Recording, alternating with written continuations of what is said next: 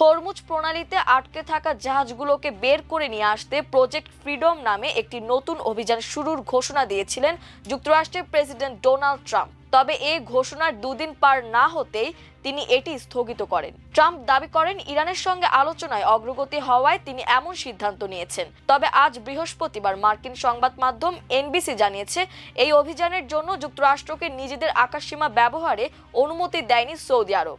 এর ফলে ট্রাম্প এটি স্থগিত করতে বাধ্য হয়েছেন। দুই মার্কিন কর্মকর্তা সংবাদ মাধ্যমটিকে বলেছেন, ট্রাম্পের প্রজেক্ট ফ্রিডম অভিযান ঘোষণার পর সৌদি আরব ও উপসাগরীয় অন্যান্য আরব দেশগুলো অবাক হয়। এরপর সৌদির ক্রাউন প্রিন্স মোহাম্মদ বিন সালমানের সঙ্গে এ ব্যাপারে ট্রাম্প কথা বলেন, কিন্তু তারা দুজনে ঐক্যমতে পৌঁছাতে পারেননি। সৌদি আরবের একটি সূত্র এনবিসিকে বলেছেন, পাকিস্তান বর্তমানে যে কূটনৈতিক তৎপরতা চালাচ্ছে সৌদি এতেই সমর্থন দিচ্ছে, অর্থাৎ সৌদি আলোচনার মাধ্যমে সমস্যার সমাধান চায়। হোয়াইট হাউস দাবি করেছে আঞ্চলিক দেশগুলোর সঙ্গে সমন্বয় করেই ট্রাম্প নতুন অভিযান ঘোষণা করেছিলেন, কিন্তু ওমানের এক কর্মকর্তা জানিয়েছেন তাদের যুক্তরাষ্ট্র আগে থেকে কিছুই জানায়নি। অভিযান শুরুর পর মূলত তারা সমন্বয় শুরু করেছে, তবে মার্কিনীদের এমন কাজে তারা ক্ষুব্ধ হননি। প্রতিবেদনে বলা হয়েছে, রোববার বিকেলে সামাজিক যোগাযোগ মাধ্যমে প্রেসিডেন্ট ট্রাম্পের আকস্মিক ঘোষণা সৌদি আরবের নেতৃত্বকে হতাশ ও ক্ষুব্ধ করেছে। এর পরপরই দেশটি যুক্তরাষ্ট্রকে জানিয়ে দেয় যে তারা এ পরিকল্পনায় সমর্থন দেবে না।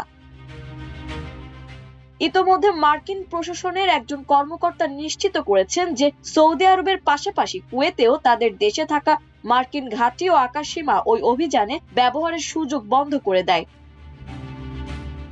ট্রাম্প প্রজেক্ট ফ্রিডম সাময়িকভাবে স্থগিত করার একদিন পরই ইরানও এ ইস্যুতে তাদের প্রস্তুতির কথা ঘোষণা করেছে। ইরানের বন্দর ও সামুদ্রিক সংস্থা বৃহস্পতিবার জানায়, হরমুজ প্রণালী ও পার্শ্ববর্তী এলাকায় চলাচলকারী বাণিজ্যিক জাহাজগুলোকে তারা কারিগরি ও অন্যান্য প্রয়োজনীয় সহায়তা দিতে পুরোপুরি প্রস্তুত। ইরান জানিয়েছে তাদের জলসীমার কাছে থাকা জাহাজগুলো প্রয়োজন অনুযায়ী জ্বালানি, খাদ্য ও চিকিৎসা সহায়তা নিতে পারবে। এদিকে ইরানের পররাষ্ট্রমন্ত্রী আব্বাস আরাকচি ও পাকিস্তানের পররাষ্ট্রমন্ত্রী ইসহাক দারের মধ্যে ফোনালাপ হয়েছে। আরাকচির অফিসিয়াল টেলিগ্রাম অ্যাকাউন্টে প্রকাশিত এক বিবৃতিতে এ কথা জানা গেছে। আরাকচি বলেছেন, ফোনালাপে তারা সংলাপ ও কূটনীতি অব্যাহত রাখার পাশাপাশি আঞ্চলিক রাষ্ট্রগুলোর মধ্যে সহযোগিতা বাড়ানোর প্রয়োজনীয়তার উপর গুরুত্ব আরোপ করেছেন। দুই পররাষ্ট্রমন্ত্রীর ফোনালাপ এমন সময় হলো যখন যুদ্ধ শেষ করার জন্য নতুন মার্কিন প্রস্তাব বিবেচনা করছে ইরান। মধ্যস্থতাকারী দেশ পাকিস্তান ইরান যুদ্ধ স্থায়ীভাবে বন্ধ করতে সম্ভাব্য চুক্তি সম্পর্কে আশাবাদ ব্যক্ত করেছে।